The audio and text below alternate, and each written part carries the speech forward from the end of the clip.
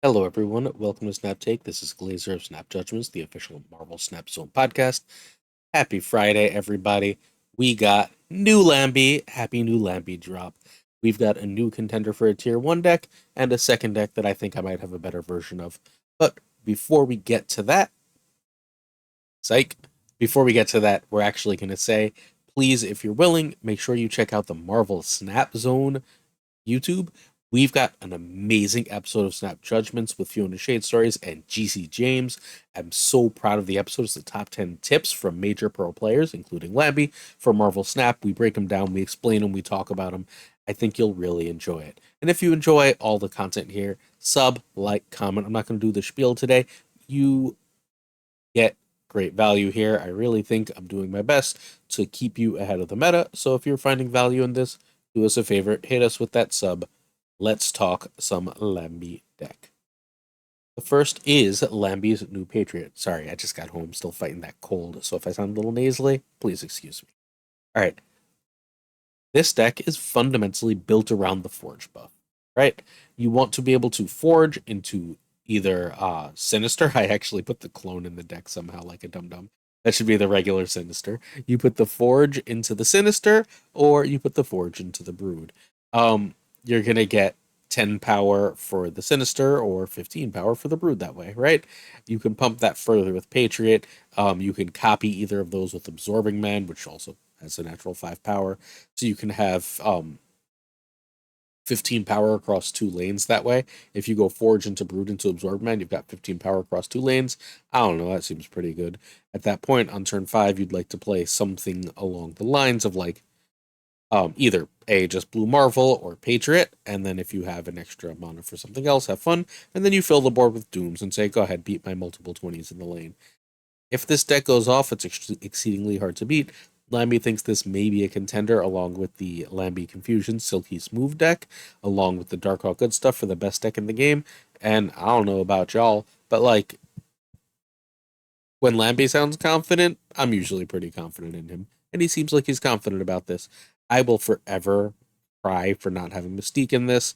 Um, I get why America's here. Seeing cards on curve is actually really important here because you'd like to see Forge before Brood, and you'd like to see Sinister, Brood, and Absorbing Man early, and you'd like to be able to Iron Lad and hit something really good, right? All of these are reasons that the America's here. I get it. Debris is an extra way to go wide because sometimes you need that if you don't see Doom. Wave will get you out a nice early Doom if you have nothing else going on 3, which is spreading an awful lot of power all over the board. There's a lot of cool stuff to do with this deck. It's really, really strong and really worth playing and checking out. So if you do, as always, let us know how it goes in the comments. I think this deck is going to be good. I think this has the potential to be a top tier tournament deck, although straight up, so you know, 1 day into Forge's buff is way too soon to know for sure. Cool. Let's cut off some of the questions. If you don't have Jeff, run either Mystique or Shocker. If you don't have Iron Lad, I don't know if you could run this deck. Patriot wants Iron Lad more than any other deck in the game, in particular, like specifically. So I think the Patriot decks really, really, really prefer Iron Lad. I think you need it for this. Jeff can be multiple cards. I would go Mystique. You can also run Wasp. You could also run Shocker. You'll be fine with any of those cards in that Jeff spot. Next deck is Lamby's Got a Crush on Ryan Reynolds. This is literally a deck entirely dedicated to make big Deadpool. Last turn of the game, if you can, you go Deadpool into Taskmaster or Deadpool into Death and win the game. That's this whole deck. So on turn 1, you would like Nova, then Deadpool, right? Sorry, it would be Nova, then Forge, and then on turn 3, you're dropping Deadpool into Carnage, and then you're dropping Deadpool and Venom or Deathlock or Deadpool and Hulkbuster, and then you can Venom or Deathlock in the next turn, and then you've just got like this huge body that you're making 2 of with Taskmaster, or you've got a cheap Death that you can play alongside, and you're just getting a ton of power along the way. That's the whole deck. This is very all in on Deadpool. This deck without Deadpool is like chop liver. I have genuinely a better version of this, a version that doesn't run America that's fairly similar. It's like 4 or 5 cards different.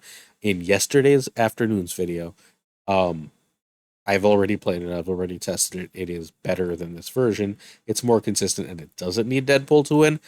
But like, I don't know. Lamby's a big name. Maybe he's onto something, and like, this is like the route to something I'm missing. But I personally think that the version I shared in yesterday's video, which has Yondu in the Nova spot, Bucky in the Wolverine spot, like just because the tempo of Bucky is off the charts. I don't get all the cutting of Bucky lately. And doesn't bother with Hulkbuster for something or other.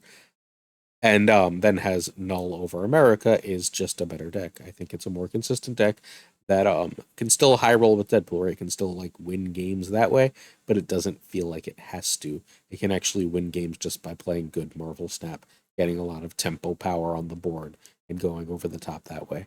So this is a cool deck, not as good as I think mine yesterday, and definitely not as good as this deck, which may be meta. Let's all test it out and find out. Catch you later this weekend for another really cool deck. Have a great one.